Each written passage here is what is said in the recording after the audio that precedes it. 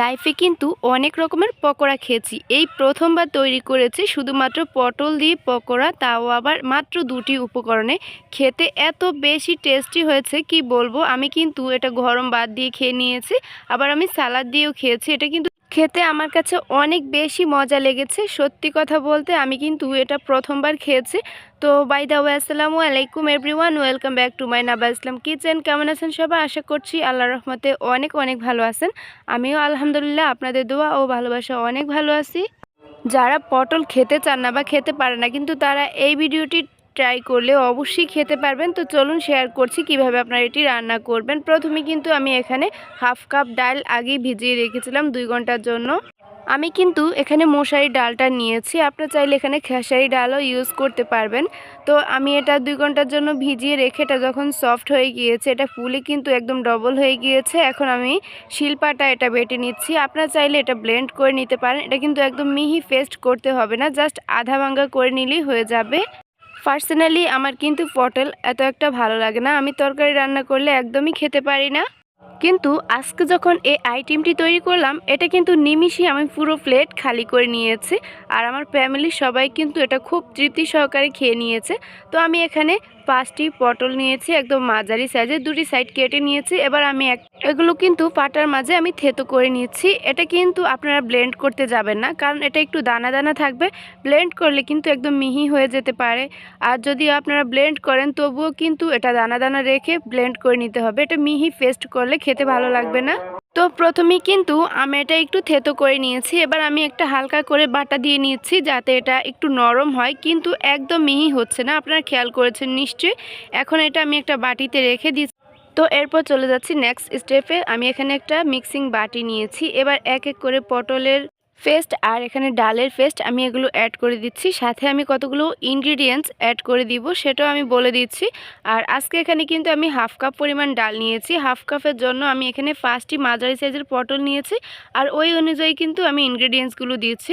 তো এখানে আমি 1 মুঠো বেসন, মোটামুটি 3 টেবিল চামচ পরিমাণ হবে, 3 টেবিল চামচ পরিমাণ হবে আমি এখানে ময়দা ইউজ করেছি।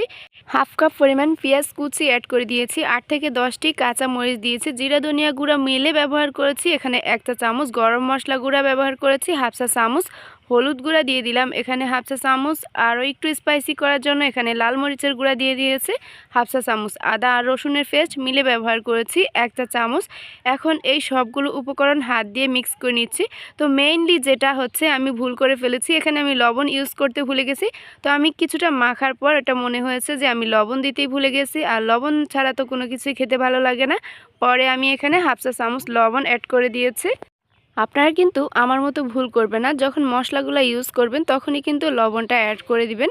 আর ফাইনালি আমি এটা মেখে নিয়েছি, ভালো করে এটা মিক্স করতে হবে। অবশ্যই হাত দিয়ে মিক্স করার চেষ্টা করবেন, তাহলে মশলাটা ভালোভাবে মিক্স হয়ে যাবে। এরপর কিন্তু চলে এসেছি কিচেনে। আমি আগে থেকে চুলাতে তেল বসিয়ে দিয়েছি, আর এটা আমি মিডিয়াম হিটে গরম করে নিয়েছি।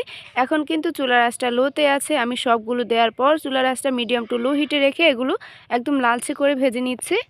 আরও একটা কথা, আমি কিন্তু এই যে পকোড়াগুলো আমি এটা ভেজে নিয়েছি, একদম বড়ার মতো শেপ দিয়ে নিয়েছি। কাবাব যেরকম করে শেপ দেয় এইভাবেই কিন্তু শেপটা দিয়ে নিয়েছি।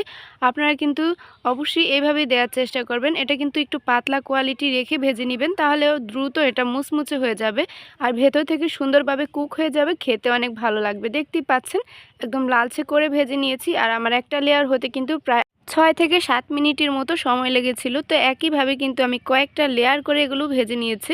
আর আপনারা খেয়াল করেছেন নিশ্চয়ই, মাত্র হাফ কাপ ডাল আর 5টি পটল দিয়ে আমার কতগুলো নাস্তা তৈরি হয়ে গিয়েছে।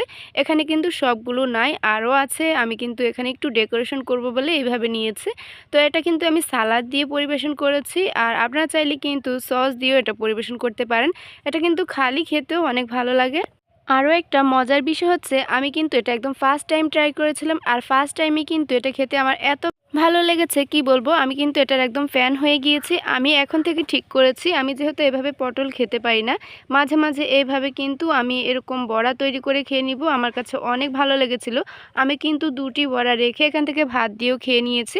আর এখন ভেঙে ভেতরটা শেয়ার করছি। খেয়াল করেছি নিশ্চয়ই, উপরের লেয়ারটা কিন্তু অনেকটাই ক্রিস্পি আর ভিতরেও অনেকটা সুন্দরভাবে কুক হয়ে গিয়েছে। আমি এটা সালাদ দিয়ে খেয়ে নিয়েছি, আর কিছুটা আমি ভাত দিয়েও খেয়েছি। আপনার বাসায় ট্রাই করে দেখতে পারেন। যারা পটল খেতে চান না বা খেতে পারে না, এভাবে ট্রাই করলে বুঝতে পারবেন অনেক টেস্টি। আজকের মতো এখানেই, আল্লাহ হাফেজ।